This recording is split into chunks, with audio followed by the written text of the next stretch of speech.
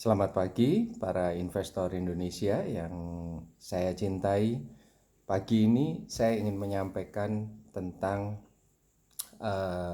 kesalahan trader. Ya, setidaknya ada 8 poin yang kadang-kadang menjadi kesalahan para trader. Sebelum masuk kepada materi, saya ingin menyampaikan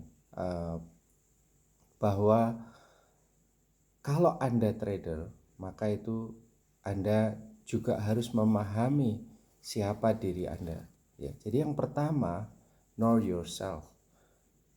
Siapa Anda itu sebenarnya? Anda itu trader, apa Anda itu investor, apa Anda itu hybrid antara investor sama traders, atau Anda spekulator, ya. Jadi mengetahui diri sendiri itu sangat penting. Jadi pertama, mengetahui diri sendiri itu penting, bahwa Anda apakah siap untuk menjadi trader. Kalau dasarnya Anda investor, ya Anda harus menjadi investor. Kalau Anda trader, ya Anda harus traders, ya. Nah, kalau basisnya hybrid, ya hybrid.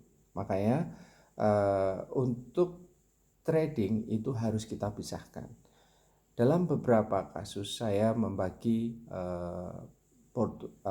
account saya itu ada 3 setidaknya. Satu adalah yang betul-betul invest, yang kita tidak jual kalau tidak jangka panjang, ya, atau sebelum target kita tercapai. Yang kedua adalah kita untuk rekening trading. Rekening trading ini kita gunakan yaitu pada saat kita memahami bahwa saya tiap hari baik pasar naik ataupun pasar turun, maka saya harus bisa menggunakan account trading tadi untuk melakukan transaksi-transaksi. Yang ketiga mungkin yang hybrid. Yang account hybrid ini adalah ya kita campuran lah antara yang account campuran untuk yang sifatnya investment atau untuk mencapai target tertentu, persentase keuntungan tertentu, tapi dicampur dengan tradingnya.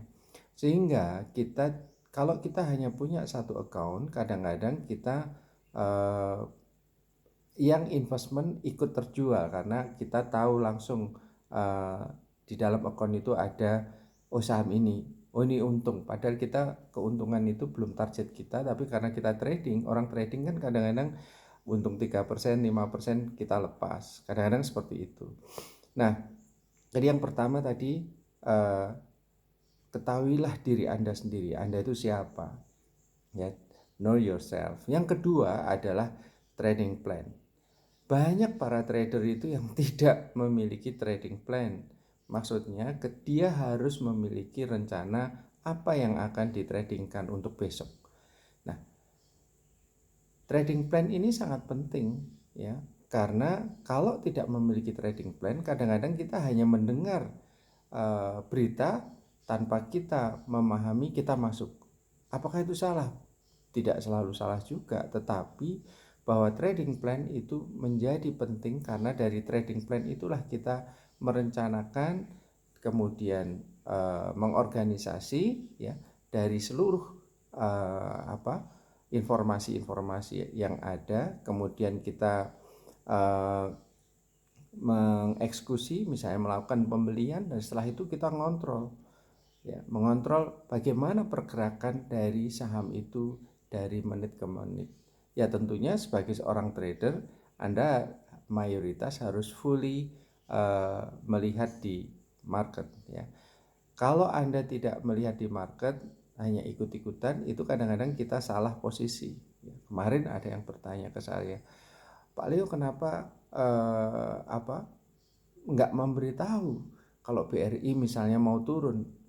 Saya sudah jam 10 lebih sedikit itu saya sudah beritahu bahwa ada indikator-indikator bahwa asing jualan dalam jumlah besar setelah 10 hari terakhir naik, dan ini hari pertama dia melakukan penjualan. Jadi menurut saya langsung share ke teman-teman, saya share di grup bahwa ini indikator bahwa saham ini kemungkinan akan turun. Nah, itu kalau kita tidak di market, kita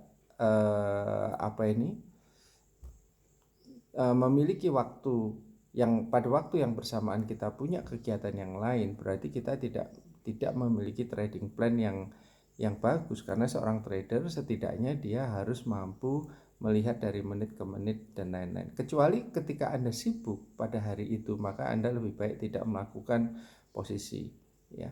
Jadi trading plan itu sangat penting. Nah, yang ketiga adalah emotion, ya, emosi.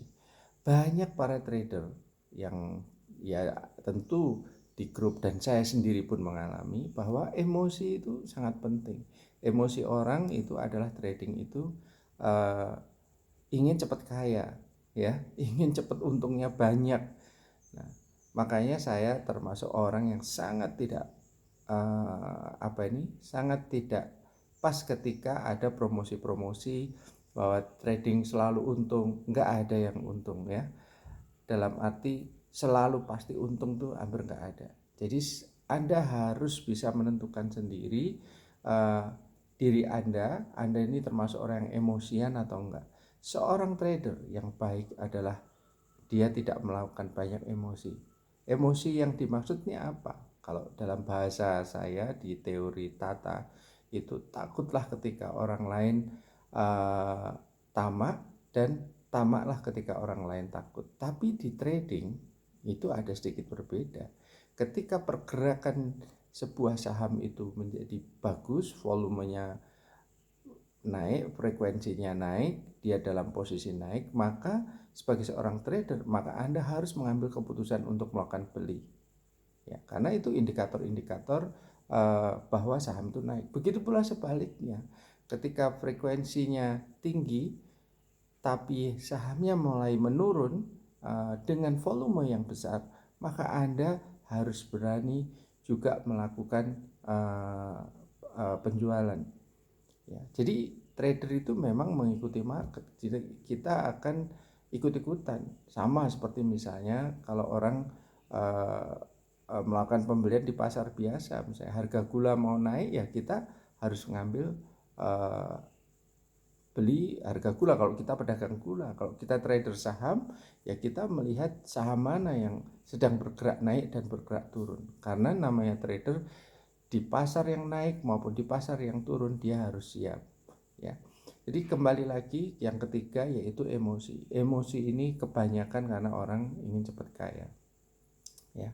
Mindset itu baik tetapi dalam prakteknya tidak mudah, ya. Tapi emosi ini harus dikendalikan sebagai seorang trader. Yang keempat adalah passion, sabar, ya. Anda sebagai trader harus juga sabar. Dalam arti sabar itu begini, ketika sebuah saham itu mengalami proses kenaikan dengan harga yang naik, volumenya tinggi, frekuensinya tinggi, naik cepat, maka Anda juga harus sabar. Karena kadang-kadang posisi dari kita itu kadang-kadang nggak berani mengambil risk yang tinggi, ya, sehingga kita nggak dapat return yang tinggi. Kadang-kadang kita hanya untung 3-5% jual, padahal kadang-kadang harga sebuah saham itu kadang-kadang naiknya cukup banyak dalam satu hari. Bahkan ada yang orang istilah auto reject atas gitu, ya. Nah, misalnya dalam kasus kemarin saham tertentu misalnya naiknya luar biasa dalam satu hari, padahal itu banyak sekali informasi. Kadang kita nggak sabar untuk melakukan penjualan, tapi nggak usah menyesal karena ini setiap orang, psikologi orang setiap waktu itu memang bisa berubah. Nah, yang kelima adalah goal. Goal ini yaitu tujuan yang akan kita capai. Apakah kita itu setiap untung 3% keluar berdasarkan return, ya. Trader kan bisa mendasarkan return. Kalau naik 3% saya jual, atau naik 5% saya jual, turun 5% saya akan jual. Nah, ini adalah tujuannya. Tapi kalau tujuannya horizon, trading yang mungkin ada beberapa waktu, Anda buat ini trading ini harian atau enggak, ini mingguan atau enggak. Nah, kalau saya biasanya ada beberapa metode yang saya terapkan. Jadi salah satu nanti adalah yang terakhir, metode yang ke-8. Jadi goal yang saya maksud itu gini. Saya biasanya trading plan-nya adalah ini saya pakai untuk mingguan, yang ini untuk bulanan. Jadi saham untuk trading mingguan ini, trading bulanan ini. Nah, jadi kita lihat atau kita memiliki target-target mingguan dan target-target bulanannya. Tapi memang di dalam praktek kita kadang-kadang karena malam kita dapat informasi, paginya kita ada yang harus kita lakukan untuk tradingnya, itu namanya trading harian juga bisa. Jadi trading ini kita persiapkan sesuai trading plan, itu harian atau mingguan atau bulanan gitu. Tapi kadang-kadang juga ada yang karena emosi ya, ada yang tiba-tiba berita bagus gini kita langsung ngambil. Itu bisa kadang-kadang kita nggak sampai 1 jam juga bisa melakukan trading ya. Yang keenam adalah konsisten. Konsisten yang saya maksud itu konsisten dengan trading plan. Jadi kalau kita memang bukan investor, status kita memang bukan investor, kita trader, maka kita juga harus konsisten. Jadi misalnya dalam jangka waktu tertentu bahwa sebuah saham ini sesuai targetnya itu tidak memenuhi, ya kita harus sell, ganti yang lain ya. Karena di trading itu kita kadang-kadang nggak bisa mengendalikan saham dari lebih dari 10 saham, itu sudah berat ya. Ada juga memang orang yang membeli 45 saham dari LQ45 ya, LQ45 dibeli semua rata gitu. Mana yang naik dia jual, mana yang turun dia beli lagi. Nah, itu memang bisa jadi trading plan-nya memang mendasarkan dari saham-saham yang tergabung di dalam LQ45 atau dalam CII 30. Ada yang begitu, tetapi yang terbaik tetap bahwa kita harus konsisten ya. Kita sebagai trader atau sebagai investor. Kalau sebagai trader maka kita harus konsisten, yang tadi saya sampaikan, kita pakai aja account trading bahwa kalau ini dalam jangka waktu tertentu tidak mencapai target, misalnya 1 minggu kita target dia bisa untung 3%, ternyata dia nggak untung 3%, kita harus lepas. Jadi strategi kita macam-macam. Dalam 1 bulan misalnya tidak menghasilkan 5%, ya kita lepas. Jadi antara return plus horizon investment atau horizon tradingnya itu kita harus memiliki sehingga kita bisa konsisten. Turun juga demikian, habis kita beli kemudian turun 3% nggak bergerak misalnya, ya kita lepas gitu. Tidak perlu menyesali apa yang telah kita perdagangkan, karena kita juga tidak tahu bahwa perdagangan ini saham yang kita beli itu mau naik atau turun. Tapi kita bisa memperkirakan ya, dengan informasi-informasi yang ada kita bisa melakukan tradingnya. Oke, yang keenam adalah ini yang paling sulit, yaitu membatasi kerugian, limited loss ya. Jadi kita harus berani, limited loss ini kecenderungannya sama dengan berani cut loss ya. Banyak para trader itu yang tidak berani cut loss. Bahkan beberapa ada yang berpendapat toh nanti naik lagi. Nah, kalau sudah seperti ini kadang-kadang repot basis pikiran kita. Jadi kadang-kadang kita kalau melihat misalnya sekarang ini minggu-minggu ini kita meyakini bahwa pasar internasional dan pasar kita sudah naik hampir 10 hari ini, naik nggak pernah turun. Saham-saham naik, indikator saham naik, nggak pernah turun. Tapi sekali satu ada indikasi penurunan, maka kita juga harus bisa melakukan keberanian untuk cut loss. Maksudnya begini, kita hari kemarin pagi kita sudah hari Senin itu kita menentukan beli untuk di saham X karena kita meyakini kemungkinan saham X ini naik. Tetapi kalau mayoritas bursa global dan bursa Indonesia akan menuju arah penurunan, arahnya akan turun, maka Anda harus berani melakukan cut loss. Banyak orang yang tidak berani melakukan cut loss. Pak ditanya, Pak Leo apa enggak pernah? Saya juga pernah. Dan kita kadang-kadang beralasan toh nanti juga akan naik lagi. Padahal misalnya begini, saham A itu kemarin naik harganya dari 100 ke 125, naik 25%. Kita membeli ketika harganya 120. Nah, ketika pasar mulai turun, harga 120 tadi naik ke 125, kita nggak jual. Karena kalau dia sudah target top area ya, di atas naik 25%, udah nggak bisa naik lagi, dan kita berharap besok itu akan naik lebih kencang. Tetapi ada tetapinya di sini, ternyata bursa global dan bursa ini, bursa lokal, bursa efek Indonesia itu ada indikasi penurunan. Maka ketika ada indikasi penurunan, maka Anda harus berani melakukan cut loss. Jadi misalnya sudah 125, kemudian modal kita 120, kemudian turun jadi 100, di bawah 120, misalnya menjadi 118, 116, maka Anda harus berani melakukan cut loss. Banyak dari yang merasa menjadi trader tapi tidak berani melakukan cut loss. Saya kemarin juga melakukan yang sama, rugi 5%. Ya sudah, mau apa lagi? Karena kita melihat bahwa market akan turun, berarti kita harus berani cut loss, ya. Jadi itu membatasi kerugian itu penting, ya. Oke, yang terakhir yang ke-8 yaitu metode, ya. Kesalahan terakhir trader itu salah satunya adalah karena dia tidak memiliki metode. Metode itu macam-macam. Metode untuk melakukan transaksi itu ada yang dia bisa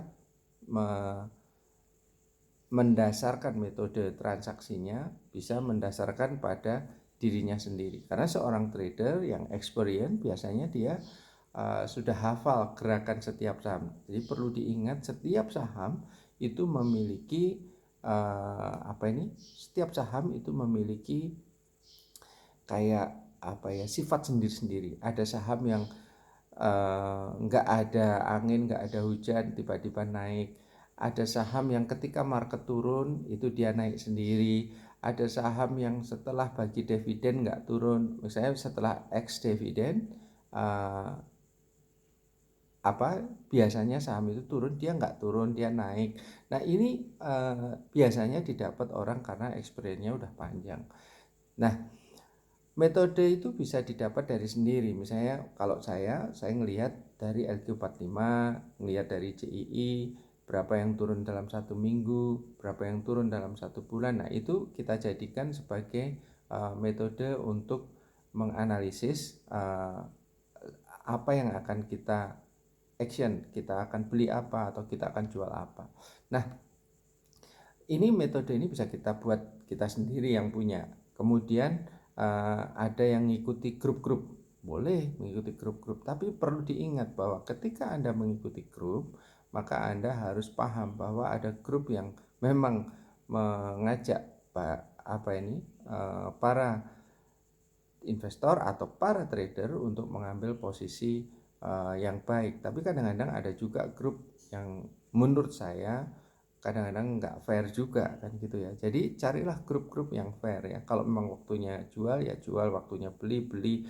Grup-grup yang mengajarkan kepada Anda untuk membeli saham-saham perusahaan yang tanda kutip memang memiliki kelayakan investasi, kelayakan untuk ditradingkan, atau kalau dalam bahasa kami itu dia masuk kategori saham bagus. Jadi ketika Anda trading di saham bagus, insya Allah Anda tidak akan banyak mengalami kerugian ya. Nah, ada cara metode yang lain, misalnya Anda follow the smart money. Jadi mengikuti orang-orang yang kita anggap bahwa dia itu orang smart untuk mencari uang, memutar uang ya. Kita ikuti aja dia. Siapa dia itu Anda sendiri yang menentukan, ya. Jadi itu kira-kira 8 kesalahan para trader yang Anda, kalau memang ingin menjadi trader, maka Anda harus memahami 8 hal ini. Saya ulangi lagi ya.